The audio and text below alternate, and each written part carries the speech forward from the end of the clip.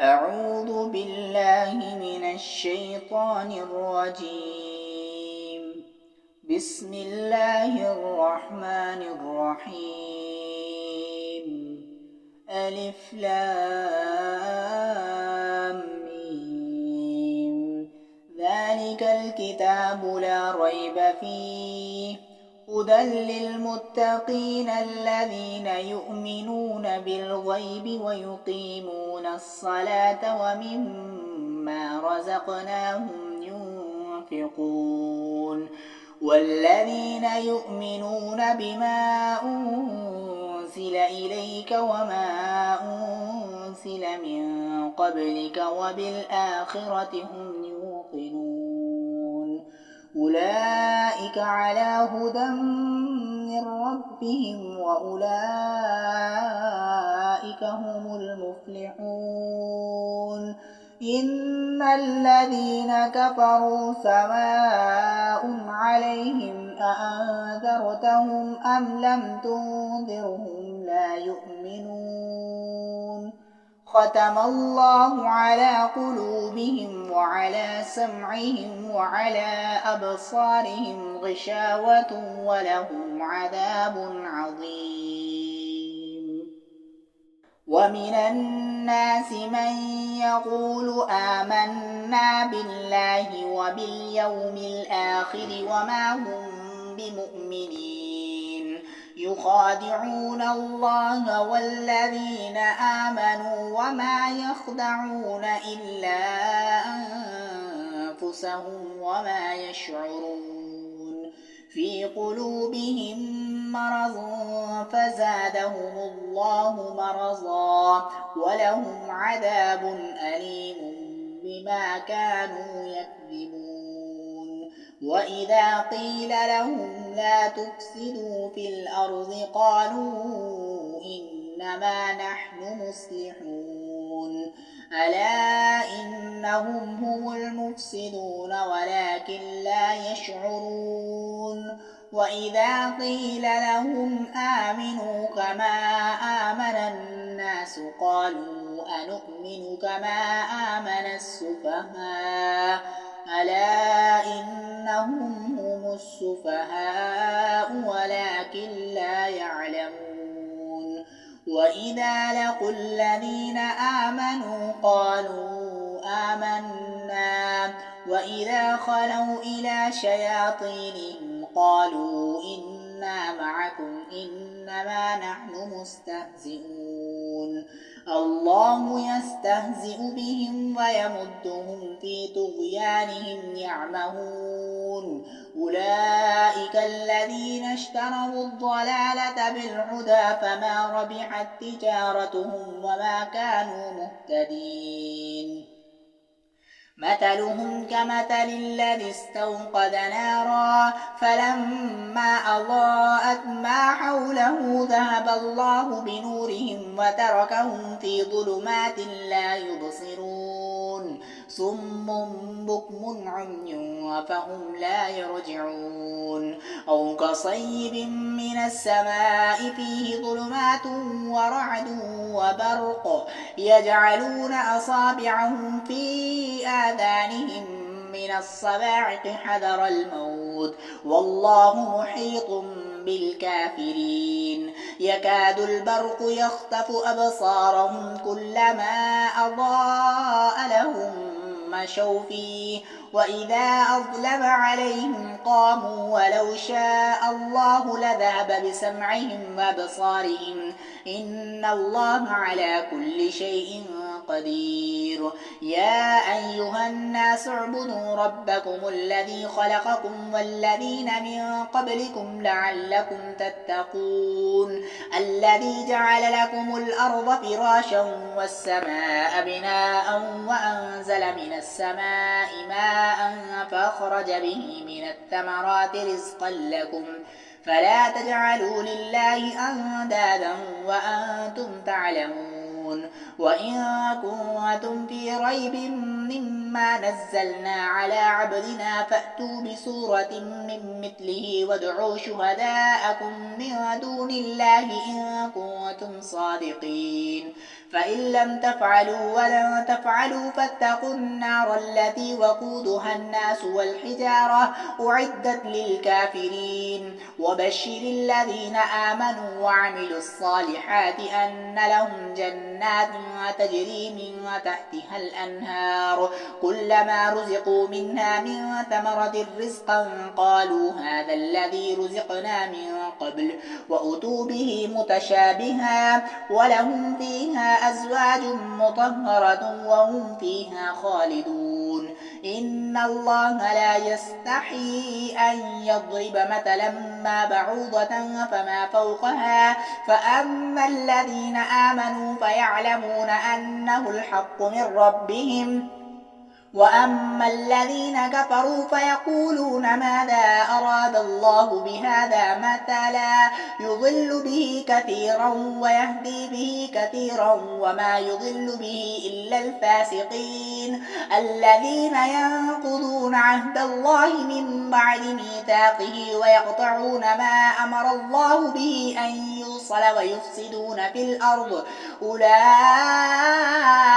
هم الخاسرون كيف تكفرون بالله وكنتم أمواتا فأحياكم ثم يميتكم ثم يحييكم ثم إليه ترجعون هو الذي خلق لكم ما في الأرض جميعا ثم استوى إلى السماء فسواهن 7 سماوات وهو بكل شيء عليم وإذ قال ربك للملائكة إني جاعل في الأرض خليفة قالوا أتجعل فيها من يفسد فيها ويسفك الدماء ونحن نسبح بحمدك ونقدس لك قال إني أعلم ما لا تعلمون وعلم آدم الأسماء كلها ثم عرضهم على الملائكة فقال أنبئوني بأسماء هؤلاء إن كنتم صادقين قالوا سبحانك لا علم لنا إلا ما علمتنا إنك أنت العليم الحكيم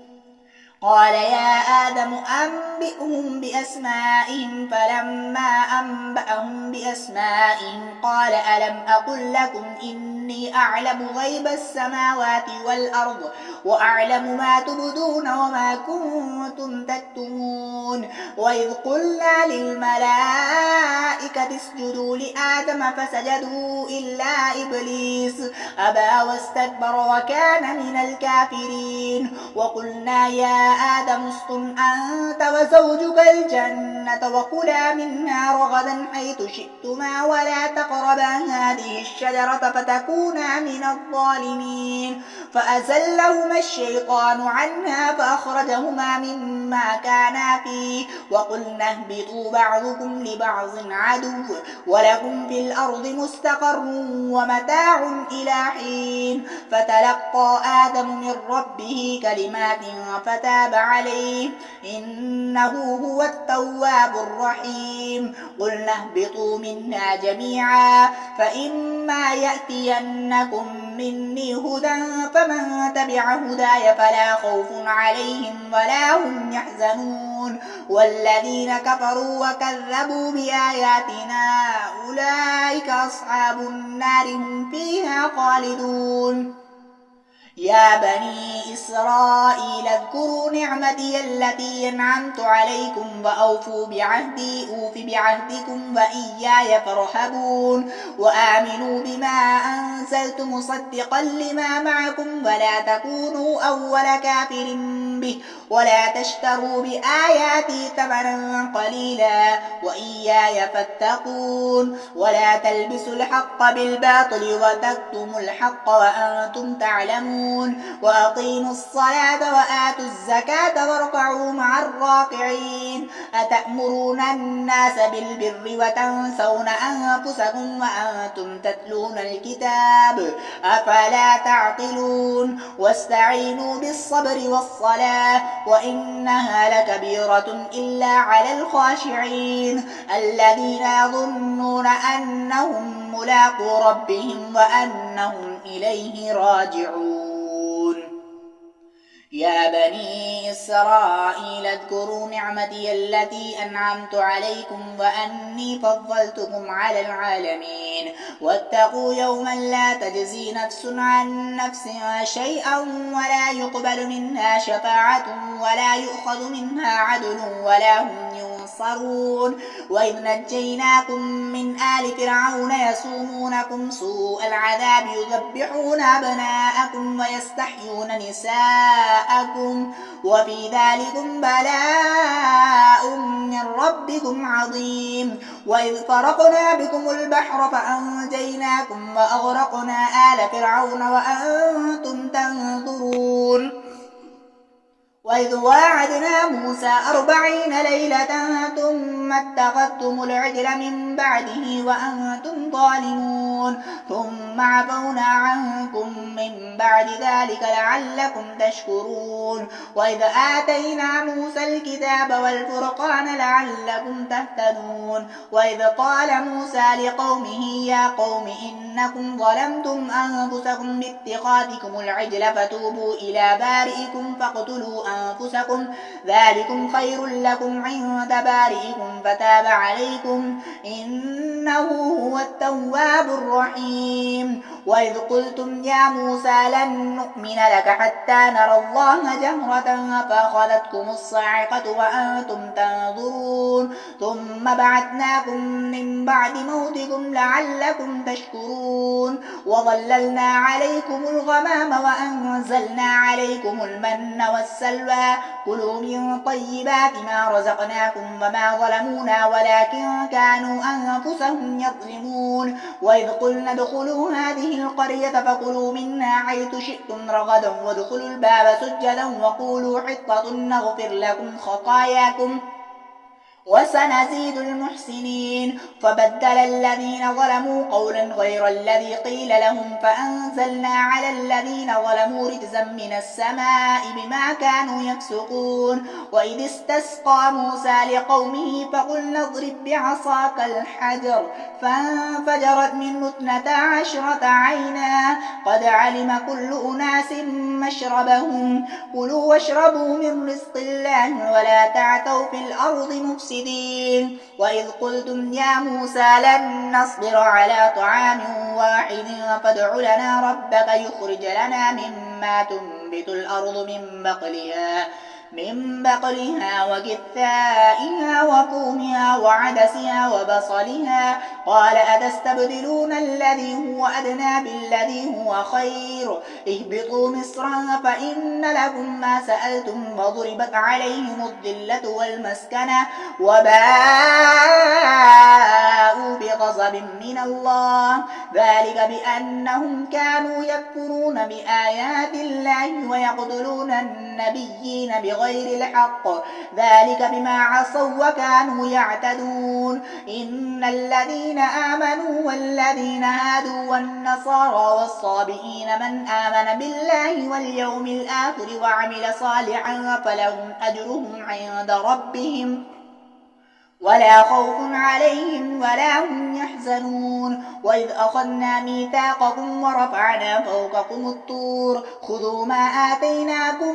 بقوة واذكروا ما فيه لعلكم تتقون ثم توليتم من بعد ذلك فلولا فضل الله عليكم ورحمته لكنتم من الخاسرين. ولقد علمتم الذين اعتدوا منكم في السبت فقلنا لهم كونوا قردة خاسئين فجعلناها نكالا لما بين يديها وما خلفها وموعظة للمتقين. وإذ قال موسى لقومه إن الله يأمركم أن تذبحوا بقرة قالوا أتتخذنا هزوا قال أعوذ بالله أن أكون من الجاهلين. قالوا ادع لنا ربك يبين لنا ما هي قال إنه يقول إنها بقرة لا فارض ولا بكر عوان بين ذلك فافعلوا ما تؤمرون. قالوا ادع لنا ربك يبين لنا ما لونها قال إنه يقول إنها بقرة صفراء فاقع لونها تسر الناظرين.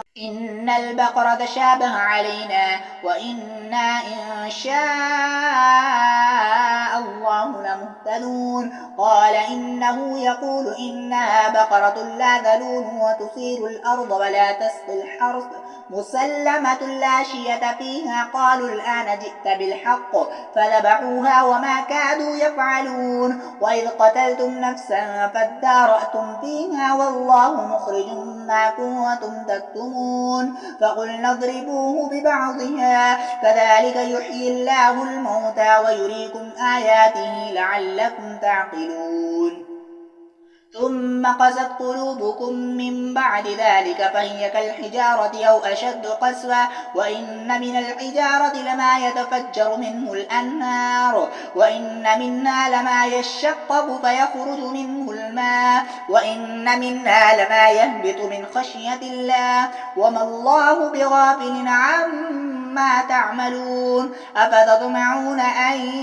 يؤمنوا لكم وقد كان فريق منهم يسمعون كلام الله ثم يحرفونه من بعد ما عقلوه وهم يعلمون. وإذا لقوا الذين آمنوا قالوا آمنا وإذا خلا بعضهم إلى بعض قالوا أتحدثونهم بما فتح الله عليكم ليحاجوكم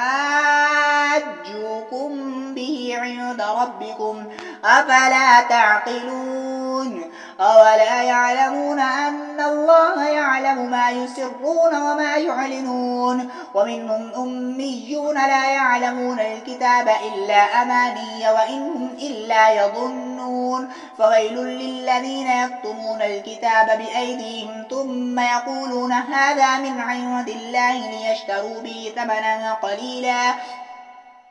فويل لهم مما كتبت أيديهم وويل لهم مما يكسبون. وقالوا لن تمسنا النار إلا أياما معدودة قل أتخذتم عند الله عهدا فلن يخلف الله عهده أم تقولون على الله ما لا تعلمون. بلى من كسب سيئة وأحاطت به خطيئته فأولئك أصحاب النار هم فيها خالدون. والذين آمنوا وعملوا الصالحات أولئك أصحاب الجنة هم فيها خالدون. وإذ أخذنا ميثاق بني إسرائيل لا تعبدون إلا الله وبالوالدين إحسانا وذي القربى واليتامى والمساكين وقولوا للناس حسنا وأقيموا الصلاة وآتوا الزكاة ثم توليتم إلا قليلا منكم وأنتم معرضون. وإذ أخذنا ميثاقهم لا تسفكون دماءكم ولا تخرجون أنفسكم من دياركم ثم أقررتم وأنتم تشهدون. ثم أنتم هؤلاء تقتلون أنفسكم وتخرجون فريقا منكم من ديارهم تظاهرون عليهم بالإثم والعدوان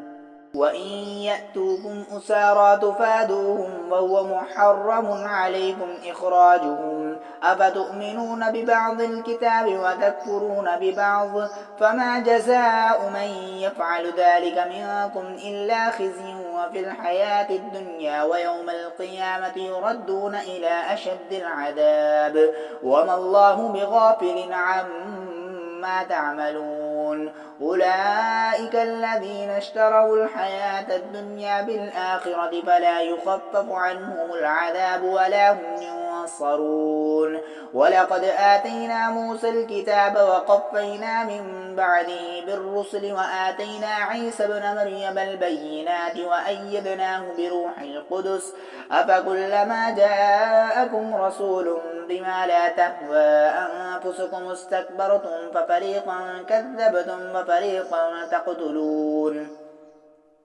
وقالوا قلوبنا غلف بل لعنهم الله بكفرهم فقليلا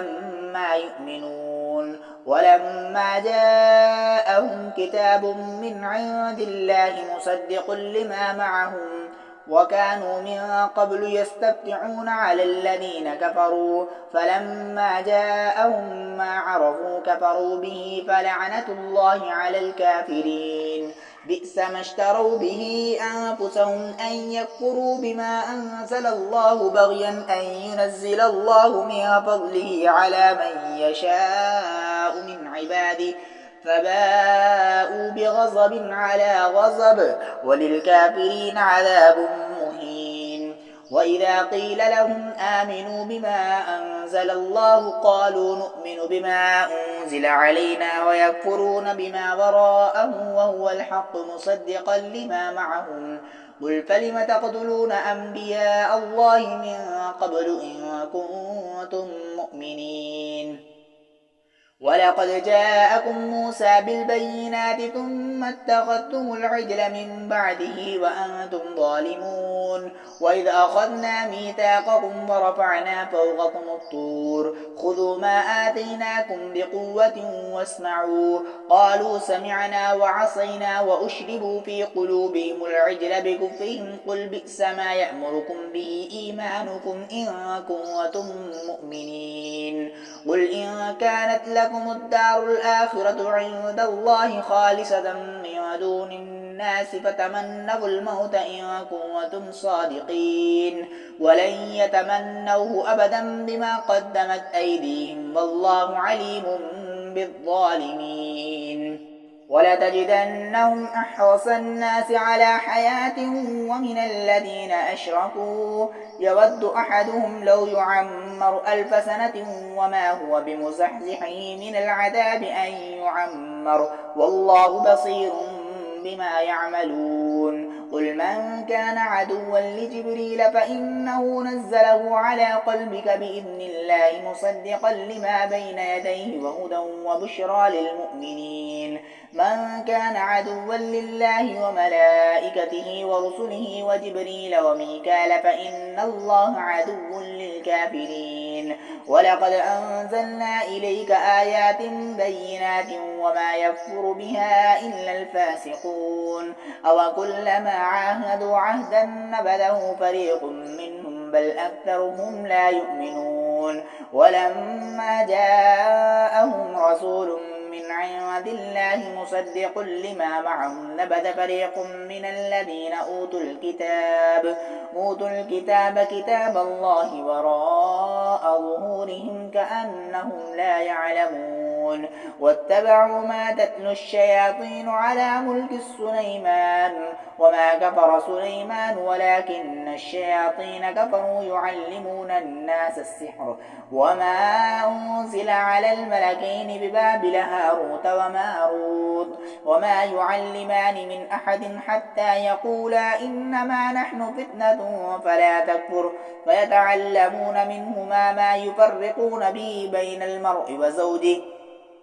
وما هم بضارين به من أحد إلا بإذن الله ويتعلمون ما يضرهم ولا ينفعهم ولقد علموا لمن اشتراه ما له في الآخرة من خلاق ولبئس ما شروا به أنفسهم لو كانوا يعلمون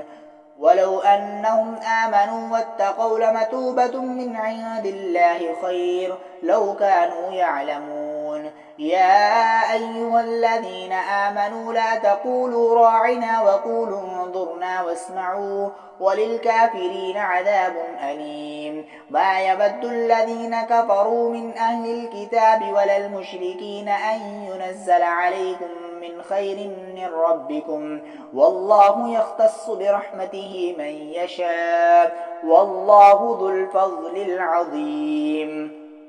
ما ننسخ من آية أو ننسها نأت بخير منها أو مثلها ألم تعلم أن الله على كل شيء قدير ألم تعلم أن الله له ملك السماوات والأرض وما لكم من دون الله من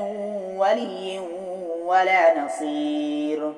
أم تريدون أن تسألوا رسولكم كما سئل موسى من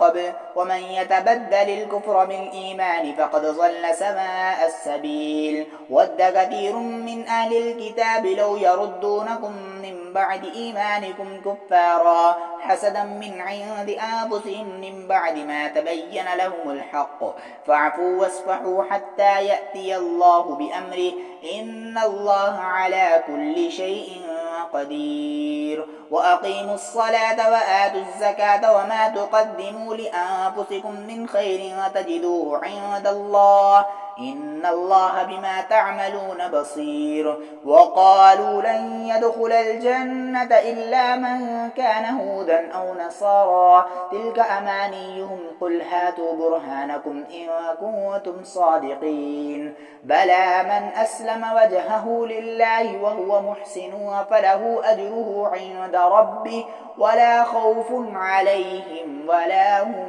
يحزنون وقالت اليهود ليست النصارى على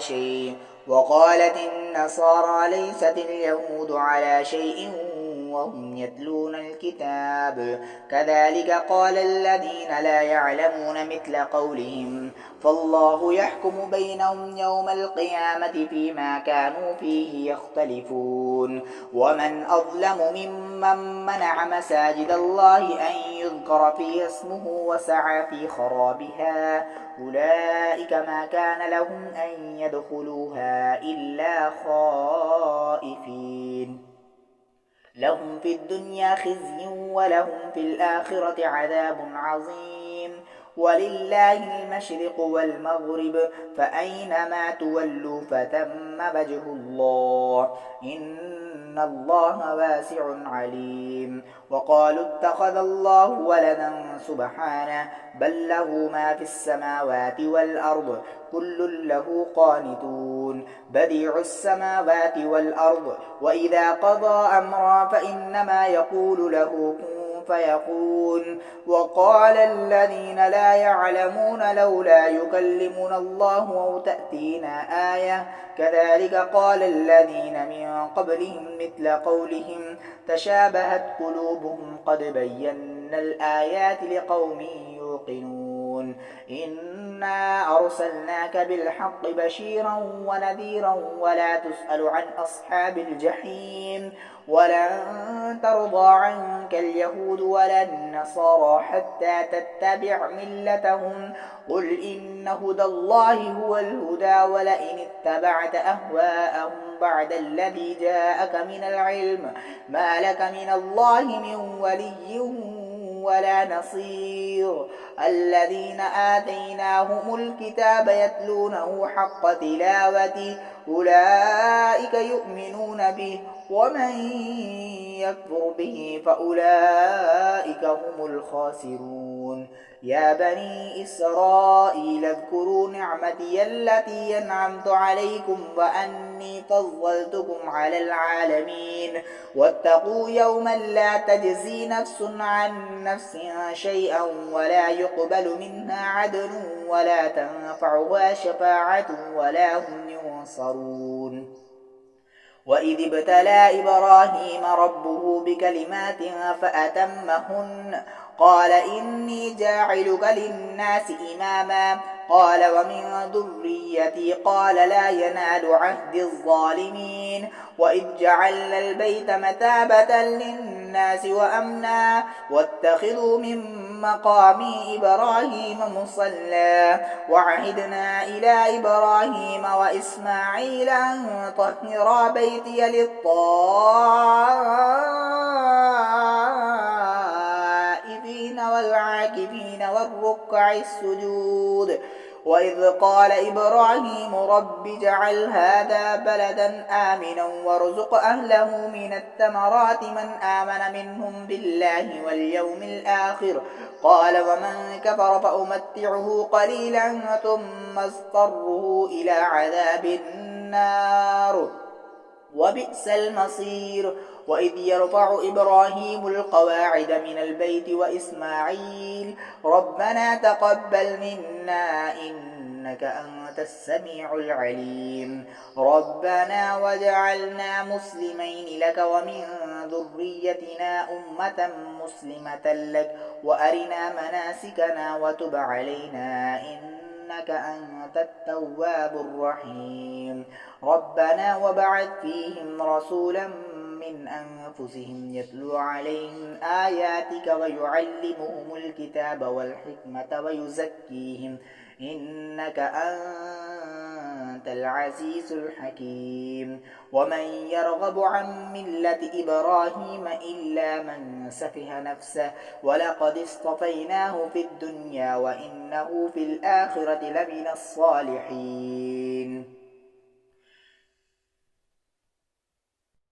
إذ قال لربه أسلم قال أسلمت لرب العالمين ووصى بها إبراهيم بنيه ويعقوب يا بني إن الله اصطفى لكم الدين فلا تموتن إلا وأنتم مسلمون أم كنتم شهداء إذ حضر يعقوب الموت إذ قال لبنيه ما تعبدون من بعدي قالوا نعبد إلهك وإله آبائك إبراهيم وإسماعيل وإسحاق إلها واحدا ونحن له مسلمون تلك أمة قد خلت لها ما كسبت ولكم ما كسبتم ولا تسألون عما كانوا يعملون وقالوا كونوا هودا أو نصارى تهتدوا قل بل ملة إبراهيم حنيفا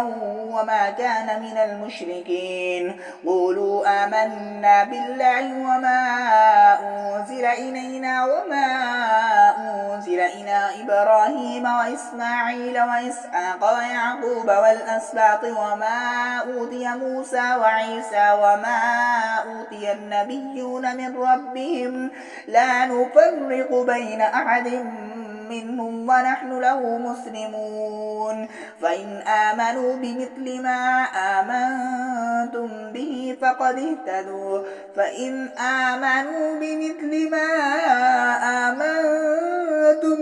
به فقد اهتدوا وإن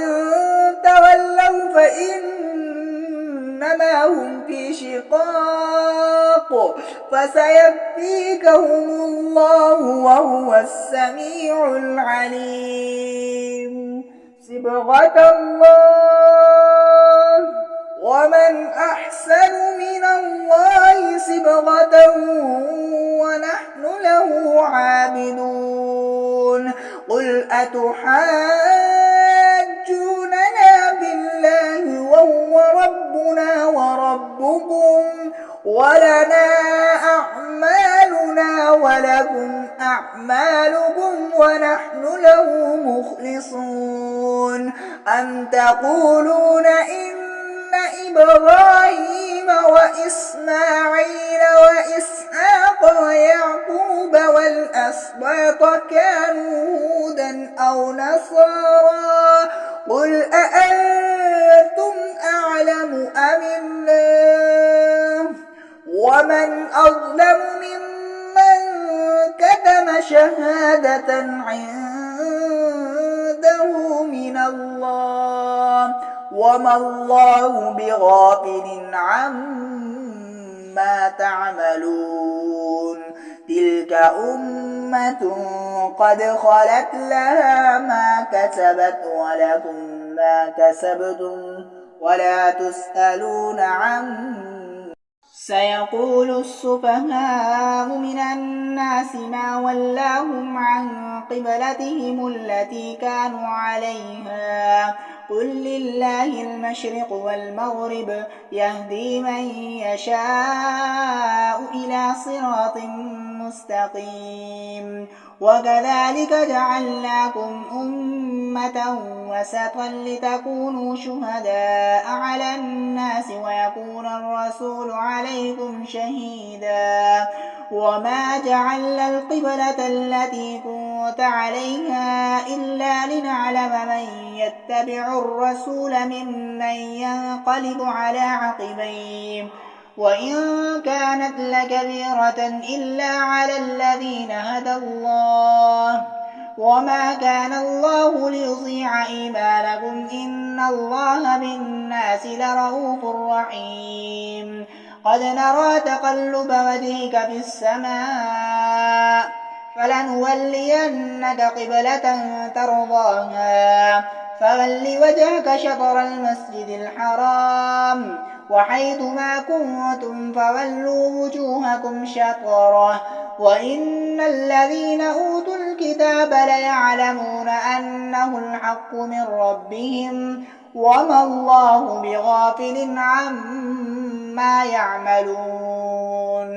ولئن أتيت الذين أوتوا الكتاب بكل آية ما تبعوا قبلتك وما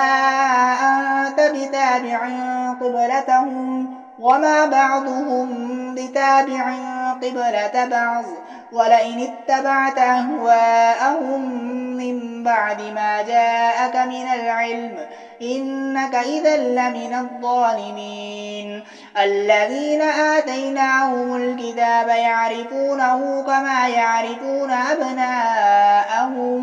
وإن فريقا منهم ليكتمون الحق وهم يعلمون الحق من ربك فلا تكونن من الممترين ولكل وجهة هو موليها فاستبقوا الخيرات أينما تكونوا يأت بكم الله جميعا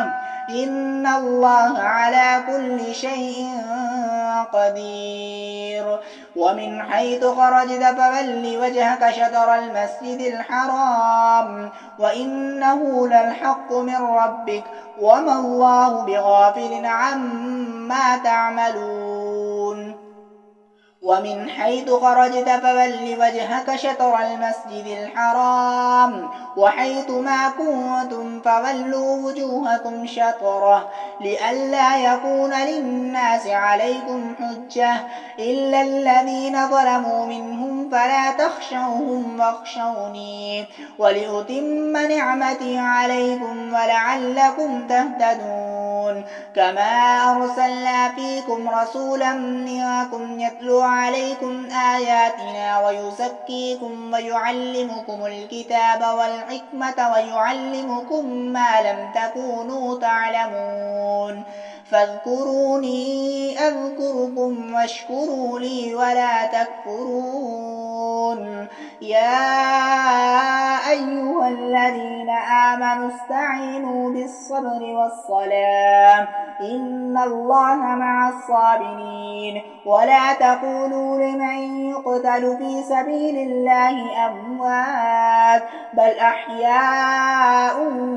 ولكن لا تشعرون ولنبلونكم بشيء من الخوف والجوع ونقص من الأموال والأنفس والثمرات وبشر الصابرين الذين إذا أصابتهم مصيبة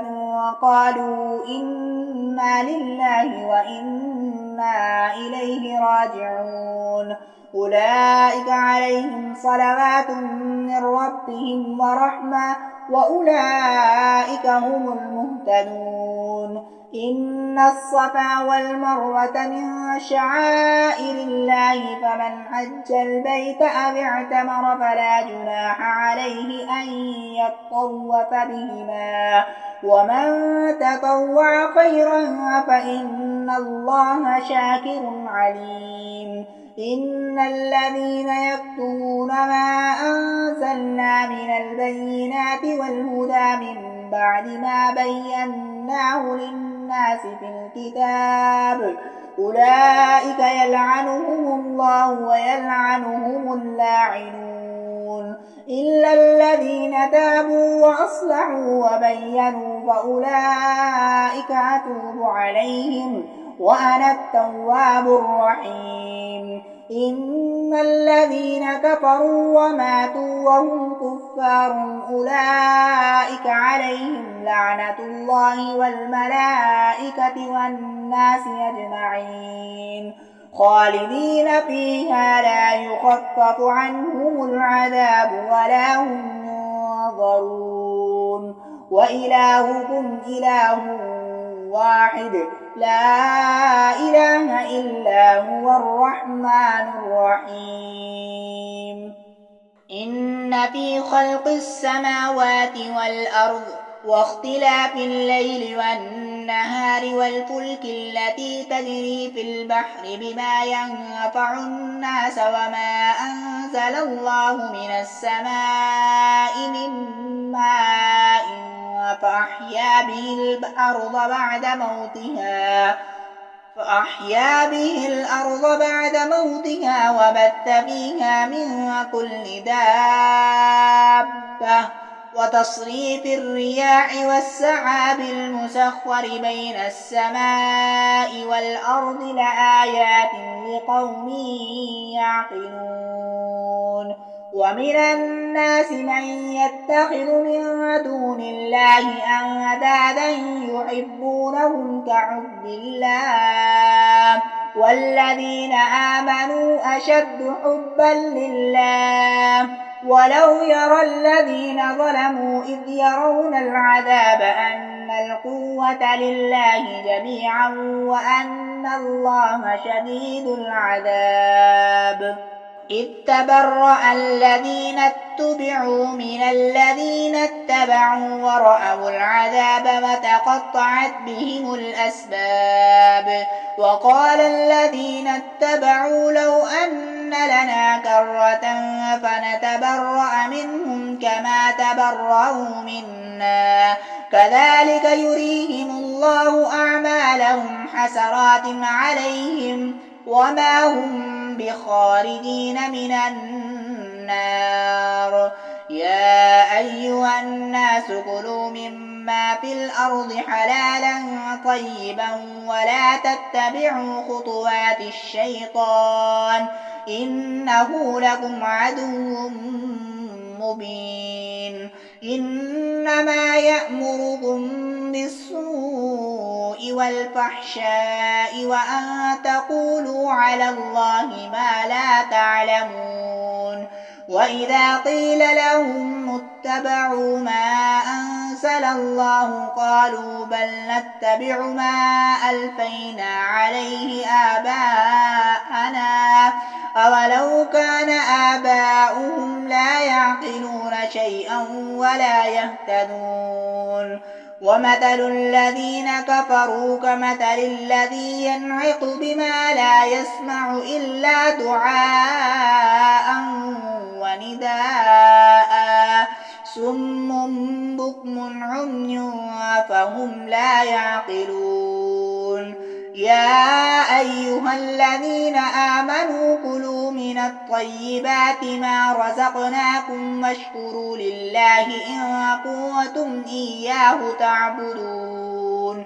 إنما حرم عليكم الميتة والدم ولحم الخنزير وما أحل به لغير الله فمن استر غير باغ ولا عاد فلا إثم عليه إن الله غفور رحيم. إن الذين يكتمون ما أنزل الله من الكتاب ويشترون به ثمنا قليلا أولئك ما يأكلون في بطونهم إلا النار ولا يكلمهم الله يوم القيامة ولا يزكيهم ولهم عذاب أليم. أولئك الذين اشتروا الضلالة بالهدى والعذاب بالمغفرة فما أصبرهم على النار ذلك بأن الله نزل الكتاب بالحق وإن الذين اختلفوا في الكتاب ليس البر أن تولوا وجوهكم قبل المشرق والمغرب ولكن البر من آمن بالله واليوم الآخر والملائكة والكتاب والنبيين وآتى المال على حبه ذوي القربى واليتامى والمساكين وابن السبيل والسائلين وفي الرقاب وأقام الصلاة وآتى الزكاة والموفون بعهدهم إذا عاهدوا والصابرين في البأساء والضراء وحين البأس أولئك الذين صدقوا وأولئك هم المتقون. يا أيها الذين آمنوا كتب عليكم القصاص في القتلى الحر بالحر والعبد بالعبد والأنثى بالأنثى فمن عفي له من أخيه شيء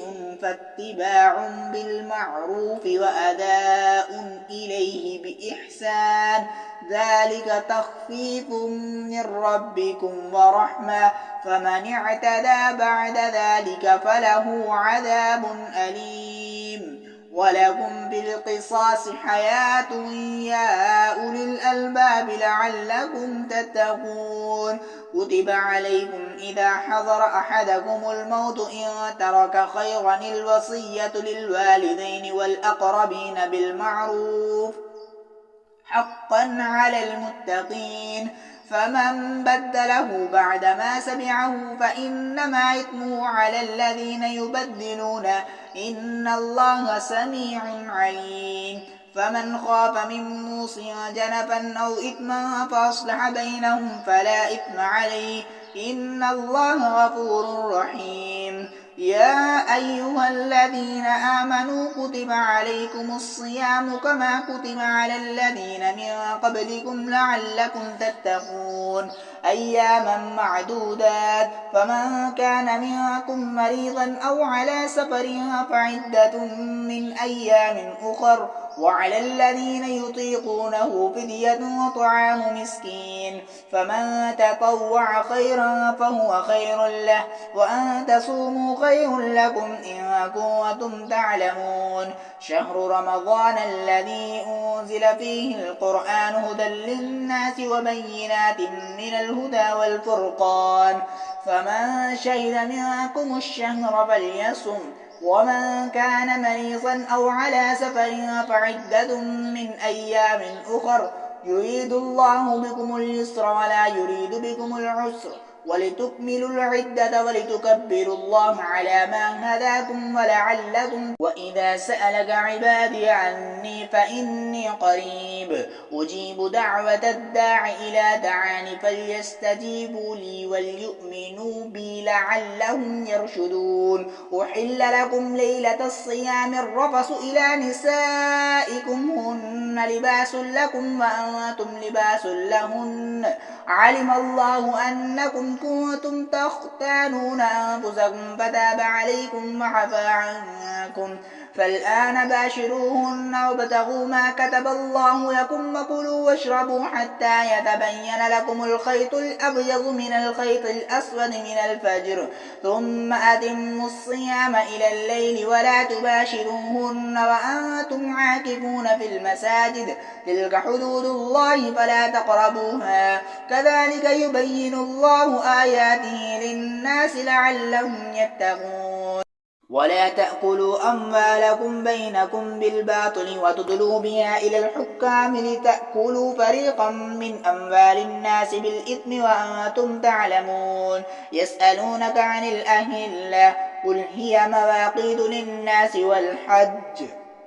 وليس البر بأن تأكل البيوت من ظهورها ولكن البر من اتقى وأتوا البيوت من أبوابها واتقوا الله لعلكم تفلحون. وقاتلوا في سبيل الله الذين يقاتلونكم ولا تعتدوا إن الله لا يحب المعتدين. وقتلوهم حيث ثقفتموهم وأخرجوهم من حيث أخرجوكم والفتنة أشد من القتل ولا تقاتلون هم عند المسجد الحرام حتى يقاتلوكم فيه فإن قاتلوكم فاقتلوهم كذلك جزاء الكافرين فإن انتهوا فإن الله غفور رحيم. وقاتلوهم حتى لا تكون فتنة ويكون الدين لله فإن انتهوا فلا عدوان إلا على الظالمين. الشهر الحرام بالشهر الحرام والحرمات قصاص فمن اعتدى عليكم فاعتدوا عليه بمثل ما اعتدى عليكم واتقوا الله واعلموا أن الله مع المتقين وأنفقوا في سبيل الله ولا تلقوا بأيديكم إلى التهلكة وأحسنوا إن الله يحب المحسنين وأتموا الحج والعمرة لله فإن أحصرتم فما استيسر من الهدي ولا تحلقوا رؤوسكم حتى يبلغ الهدي محله فمن كان منكم مريضا أو به أذى من رأسه ففدية من صيام أو صدقة أو نسك فإذا أمنتم فمن تمتع بالعمرة إلى الحج فما استيسر من الهدي فمن لم يجد فصيام 3 أيام في الحج و7 إذا رجعتم تلك 10 كاملة ذلك لمن لم يكن أهله حاضر المسجد الحرام واتقوا الله واعلموا أن الله شديد العقاب الحج أشهر معلومات فمن فرض فيهن الحج فلا رفث ولا فسوق ولا جدال في الحج وما تفعلوا من خير يعلمه الله وتزودوا فإن خير الزاد التقوى واتقون يا أولي الألباب ليس عليكم جناح أن تبتغوا فضلا من ربكم فإذا أفضتم من عرفات فاذكروا الله عند المشعر الحرام واذكروه كما هداكم وإن كنتم من قبله لمن الضالين ثم أفيضوا من حيث أفاض الناس واستغفروا الله إن الله غفور رحيم فإذا قضيتم مناسككم فاذكروا الله كذكركم آباءكم أو أشد ذكرا فمن الناس من يقول ربنا آتنا في الدنيا وما له في الآخرة من خلاق ومنهم من يقول ربنا آتنا في الدنيا حسنة وفي الآخرة حسنة وقنا عذاب النار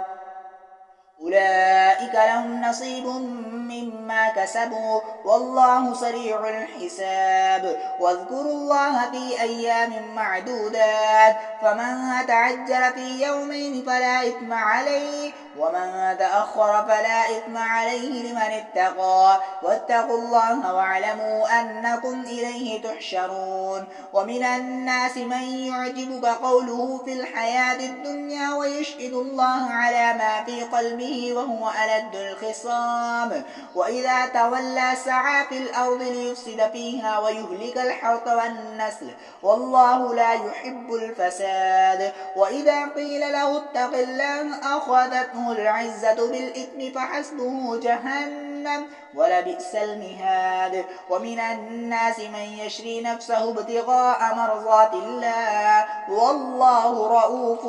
بالعباد يا أيها الذين آمنوا ادخلوا في السلم كافة ولا تتبعوا خطوات الشيطان إنه لكم عدو مبين فإن زللتم من بعد ما جاءتكم البينات فاعلموا أن الله عزيز حكيم هل ينظرون إلا أن يأتيهم الله في ظلل من الغمام والملائكة وقضي الأمر وإلى الله ترجع الأمور سل بني إسرائيل كم آتيناهم من آية بينة ومن يبدل نعمة الله من بعد ما جاءته فإن الله شديد العقاب زين للذين كفروا الحياة الدنيا ويسخرون من الذين آمنوا والذين اتقوا فوقهم يوم القيامة والله يرزق من يشاء بغير حساب كان الناس أمة واحدة فبعث الله النبيين مبشرين ومنذرين وأنزل معهم الكتاب بالحق ليحكم بين الناس فيما اختلفوا فيه وما اختلف فيه إلا الذين أوتوه من بعد ما جاءتهم البينات بغيا بينهم فهدى الله الذين آمنوا لما اختلفوا فيه من الحق بإذنه والله يهدي من يشاء إلى صراط مستقيم. أم حسبتم أن تدخلوا الجنة ولما يأتكم مثل الذين خلوا من قبلكم مستهم البأساء والضراء وزلزلوا حتى يقول الرسول والذين آمنوا معه متى نصر الله ألا إن نصر الله قريب. يسألونك ماذا ينفقون قل ما أنفقتم من خير فللوالدين والأقربين واليتامى والمساكين وابن السبيل وما تفعلوا من خير فإن الله به عليم. كتب عليكم القتال وهو كره لكم وعسى أن تكرهوا شيئا وهو خير لكم وعسى أن تحبوا شيئا وهو شر لكم والله يعلم وأنتم لا تعلمون. يسألونك عن الشهر الحرام قتال فيه قل قتال فيه كبير وصد عن سبيل الله وكفر به والمسجد الحرام وإخراج أهله منه أكبر عند الله والفتنة أكبر من القتل ولا يزالون يقاتلونكم حتى يردوكم عن دينكم إن استطاعوا ومن يرتد منكم عن دينه فيمت وهو كافر فأولئك حبطت أعمالهم في الدنيا والآخرة وأولئك أصحاب النار هم فيها خالدون. إن الذين آمنوا والذين هاجروا وجاهدوا في سبيل الله أولئك يرجون رحمة الله والله غفور رحيم. يسألونك عن الخمر والميسر قل فيهما إثم كبير ومنافع للناس وإثمهما أكبر من نفعهما ويسألونك ماذا ينفقون قل العفو كذلك يبين الله لكم الآيات لعلكم تتفكرون في الدنيا والآخرة. ويسألونك عن اليتامى قل إصلاح لهم خير وإن تخالطوهم فإخوانكم والله يعلم المفسد من المصلح ولو شاء الله لأعنتكم إن الله عزيز حكيم. ولا تنكحوا المشركات حتى يؤمن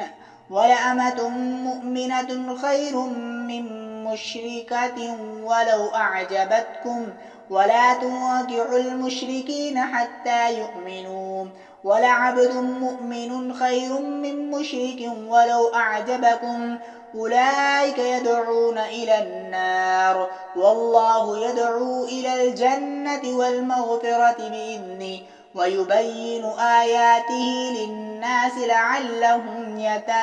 يتذكرون. ويسألونك عن المحيض قل هو أذى فاعتزلوا النساء في المحيض ولا تقربوهن حتى يطهرن فإذا تطهرن فأتوهن من حيث أمركم الله إن الله يحب التوابين ويحب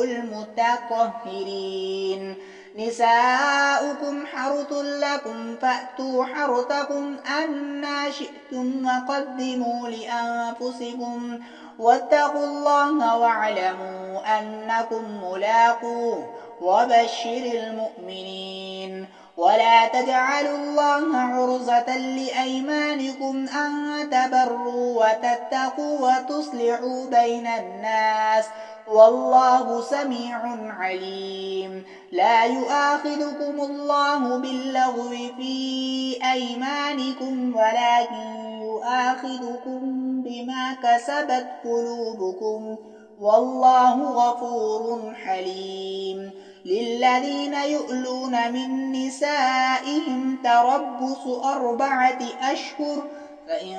فاءوا فإن الله غفور رحيم.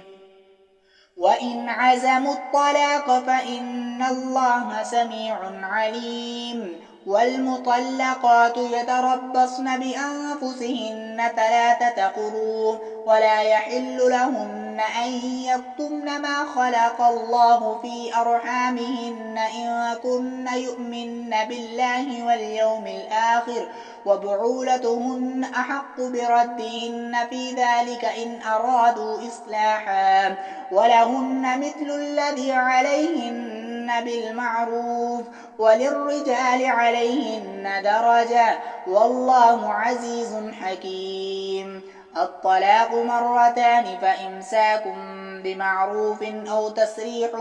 بإحسان ولا يحل لكم أن تأخذوا مما آتيتموهن شيئا إلا أن يخافا ألا يقيما حدود الله فإن خفتم ألا يقيما حدود الله فلا جناح عليهما فيما افتدت به تلك حدود الله فلا تعتدوها ومن يتعد حدود الله فأولئك هم الظالمون. فإن طلقها فلا تحل له من بعد حتى تنكح زوجا غيره فإن طلقها فلا جناح عليهما أن يتراجعا إن صنا أن يقيما حدود الله وتلك حدود الله يبينها لقوم يعلمون.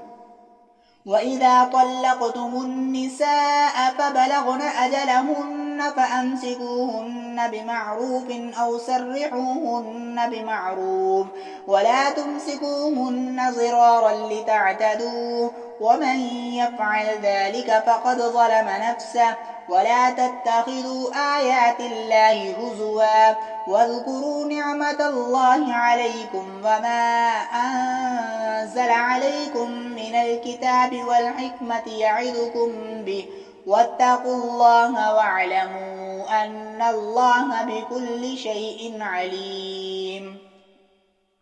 وإذا طلقتم النساء فبلغن أجلهن فلا تعضلوهن أن ينكحن أزواجهن إذا تراضوا بينهم بالمعروف ذلك يوعظ به من كان منكم يؤمن بالله واليوم الآخر ذلكم أزكى لكم وأطهر والله يعلم وأنتم لا تعلمون. والوالدات يرضعن أولادهن حولين كاملين لمن أراد أن يتم الرضاعة وعلى المولود له رزقهن وكسوتهن بالمعروف لا تكلف نفس إلا وسعها لا تضار والدة بولدها ولا مولود له بولده وعلى الوارث مثل ذلك فإن أرادا فصالا عن تراض منهما وتشاور فلا جناح عليهما. وإن أردتم أن تسترضعوا أولادكم فلا جناح عليكم إذا سلمتم ما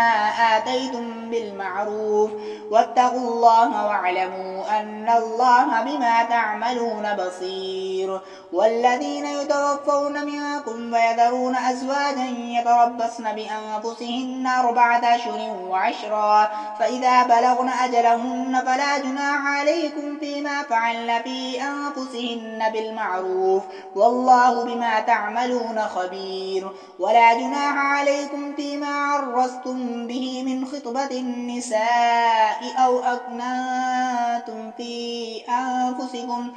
علم الله أنكم ستذكرونهن ولكن لا تواعدوهن سرا إلا أن تقولوا قولا معروفا ولا تعزموا عقدة النكاح حتى يبلغ الكتاب أجله واعلموا أن الله يعلم ما في أنفسكم فاحذروا واعلموا أن الله غفور حليم. لا جناح عليكم إن طلقتم النساء ما لم تمسوهن أو فافرضوا لهن فريضة ومتعوهن على الموسع قدره وعلى المقدر قدره متاعا بالمعروف حقا على المحسنين. وإن طلقتموهن من قبل أن تمسوهن وقد فرضتم لهن فريضة فنصف ما فرضتم إلا أن يعفون أو يعفو الذي بيده عقدة النكاح وأن تعفوا أقرب للتقوى ولا تنسوا الفضل بينكم إن الله بما تعملون بصير.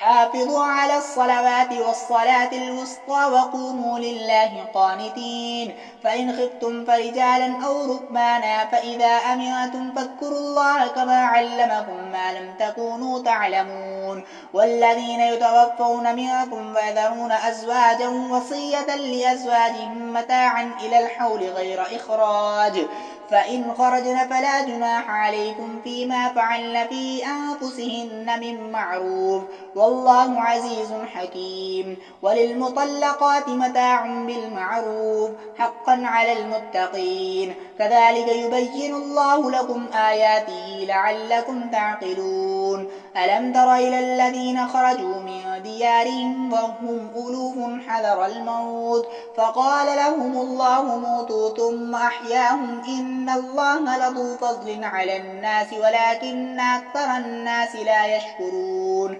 وقاتلوا في سبيل الله واعلموا أن الله سميع عليم.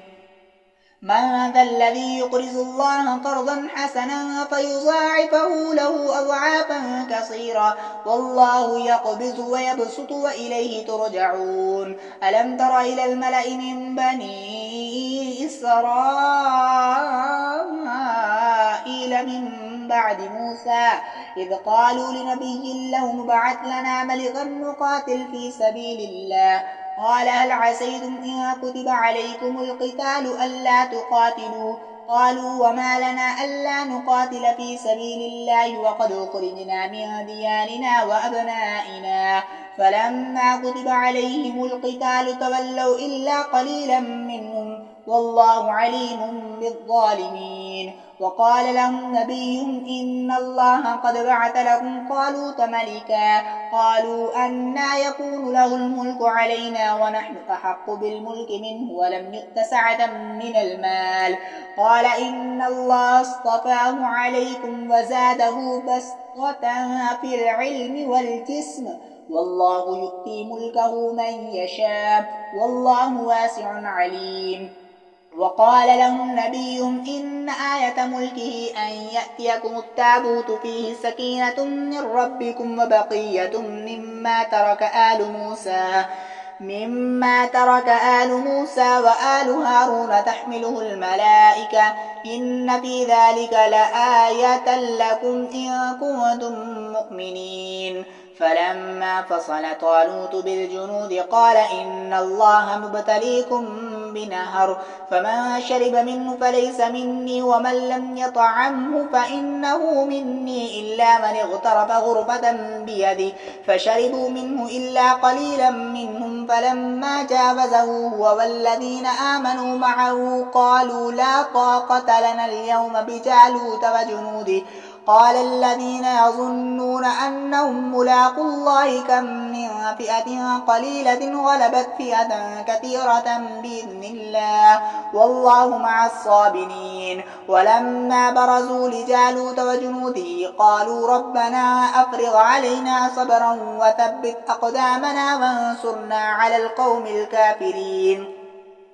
فهزموهم بإذن الله. وقتل داود جالوت وآتاه الله الملك والحكمة وعلمه مما يشاء ولولا دفع الله الناس بعضهم ببعض لفسدت الأرض ولكن الله ذو فضل على العالمين. تلك آيات الله نتلوها عليك بالحق وإنك لمن المرسلين. تلك الرسل فضلنا بعضهم على بعض منهم من كلم الله ورفع بعضهم درجات وآتينا عيسى ابن مريم البينات وأيدناه بروح القدس ولو شاء الله ما اقتتل الذين من بعدهم من بعد ما جاءتهم البينات ولكن اختلفوا فمنهم من آمن ومنهم من كفر ولو شاء الله ما اقتتلوا ولكن الله يفعل ما يريد. يا أيها الذين آمنوا أنفقوا مما رزقناكم من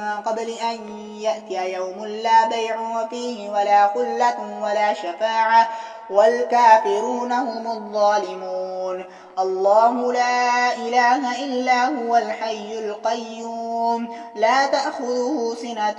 ولا نوم له ما في السماوات وما في الأرض من ذا الذي يشفع عنده إلا بإذنه يعلم ما بين أيديهم وما خلفهم ولا يحيطون بشيء من علمه إلا بما شاء.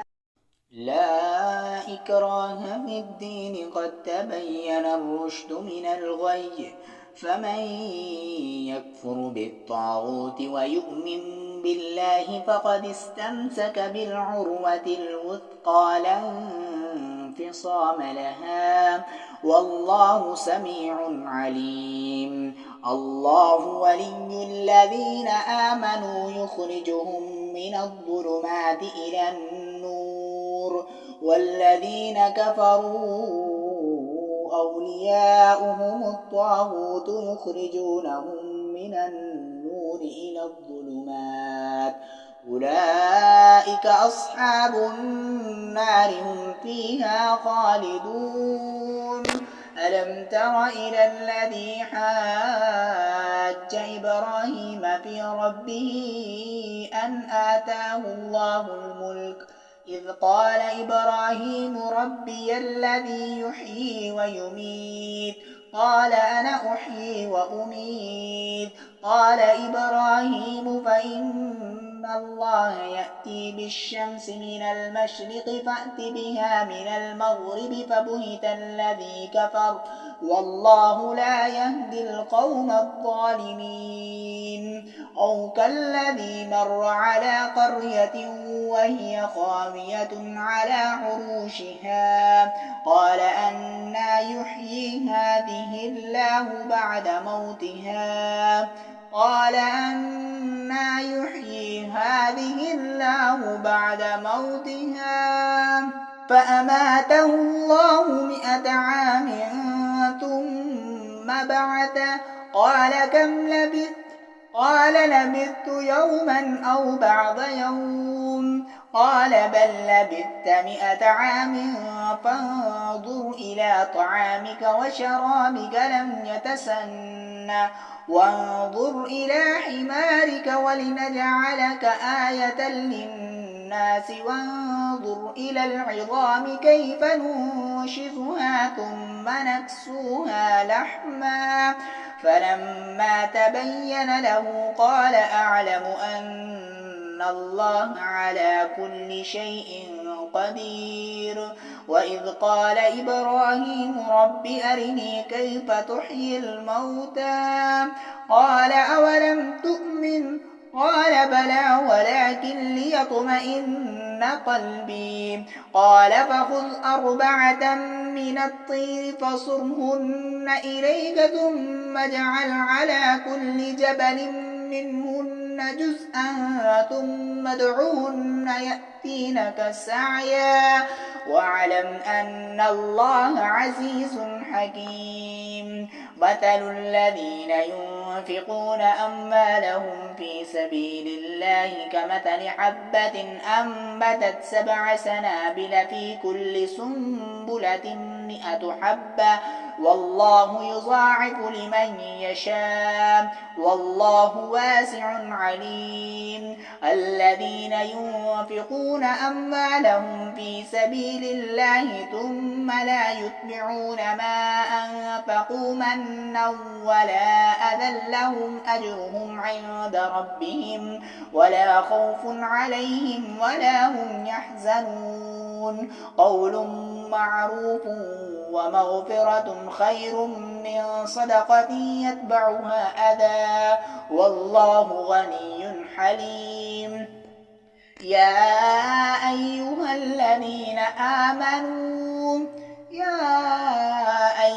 الذين بالمن والأذى كالذي ينفق ماله رئاء الناس ولا يؤمن بالله واليوم الآخر فمثله كمثل صفان عليه تراب فأصابه وابل فتركه صلدا لا يقدرون على شيء مما كسبوا والله لا يهدي القوم الكافرين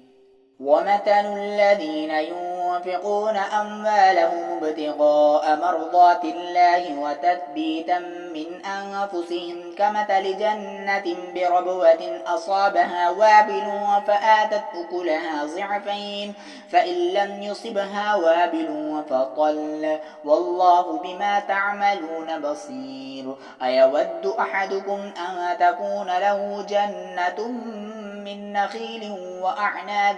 تجري من تحتها الأنهار له فيها من كل الثمرات وأصابه الكبر وله ذرية ضعفاء فأصابها إعصار وفيه نار فاحترقت كذلك يبين الله لكم الآيات لعلكم تتفكرون يا أيها الذين آمنوا أنفقوا من طيبات ما كسبتم ومما أخرجنا لكم من الأرض ولا تيمموا الخبيث منه تنفقون ولستم بآخذيه إلا أن تغمضوا فيه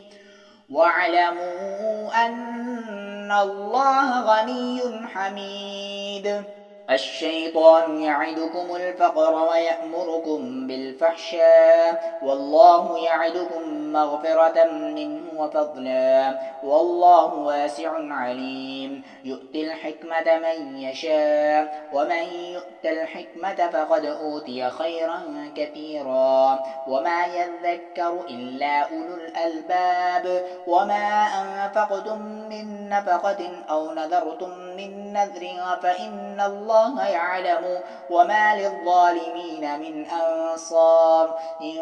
تبدوا الصدقات فنعما هي وإن تخفوها وتؤتوها الفقراء فهو خير لكم ويكفر عنكم من سيئاتكم والله بما تعملون خبير ليس عليك هداهم ولكن الله يهدي من يشاء وما تنفقوا من خير فلأنفسكم وما تنفقون إلا ابتغاء وجه الله وما تنفقوا من خير يوفى إليكم وأنتم لا تظلمون للفقراء الذين أحسروا في سبيل الله لا يستطيعون ضربا في الأرض يحسبهم الجاهل أغنياء من التعفف تعرفهم بسيماهم لا يسألون الناس إلحافا وما تنفقوا من خير فإن الله به عليم الذين ينفقون أموالهم بالليل والنهار سرا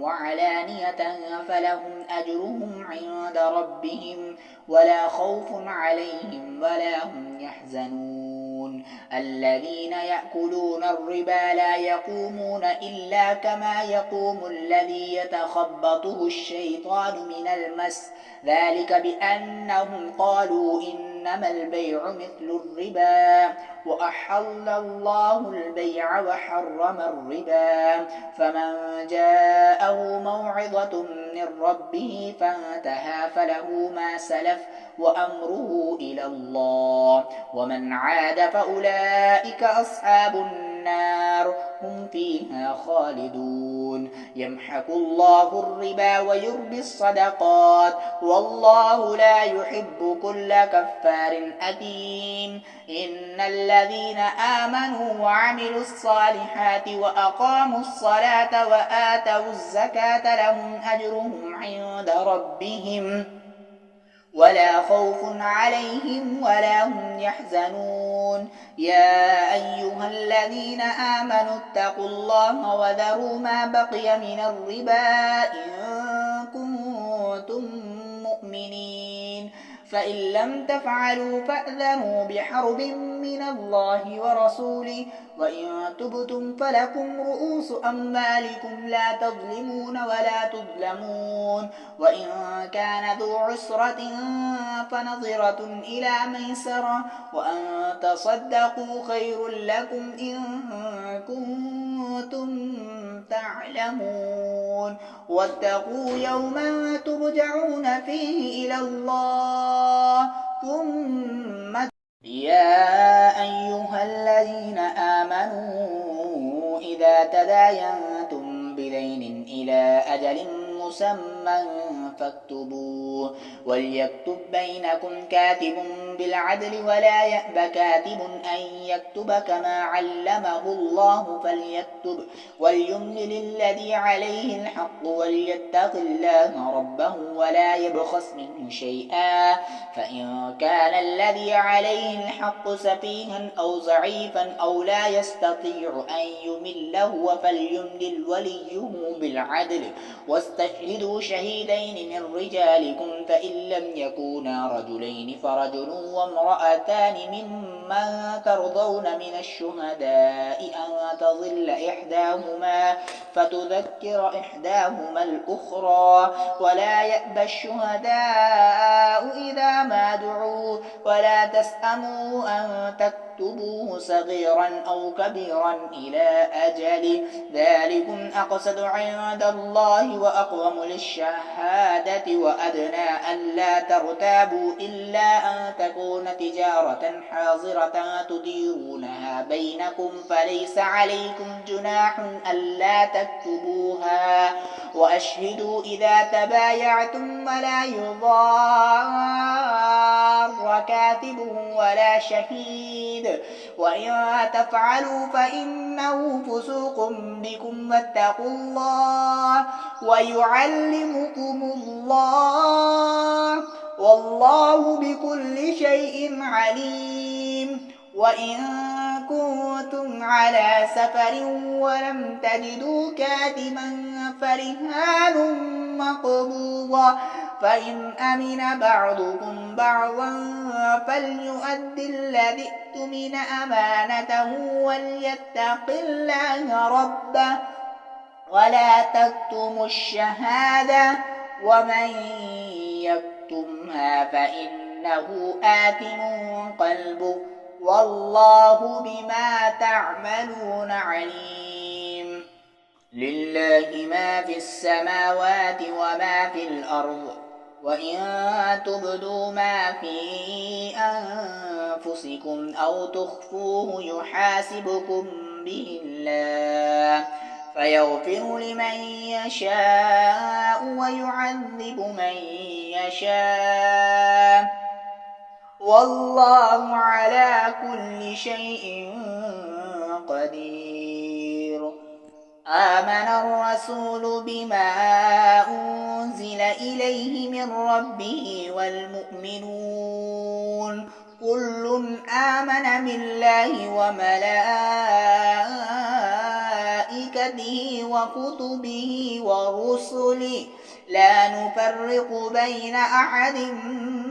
من رسله وقالوا سمعنا وأطعنا غفرانك ربنا وإليك المصير لا يكلف الله نفسا إلا وسعها لها ما كسبت وعليها ما اكتسبت ربنا لا تؤاخذنا إن نسينا أو أخطأنا ربنا ولا تحمل علينا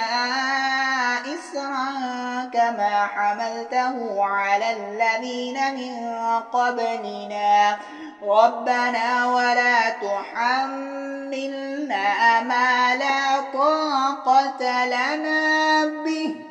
واعف عنا واغفر لنا وارحمنا أنت مولانا فانصرنا على القوم الكافرين.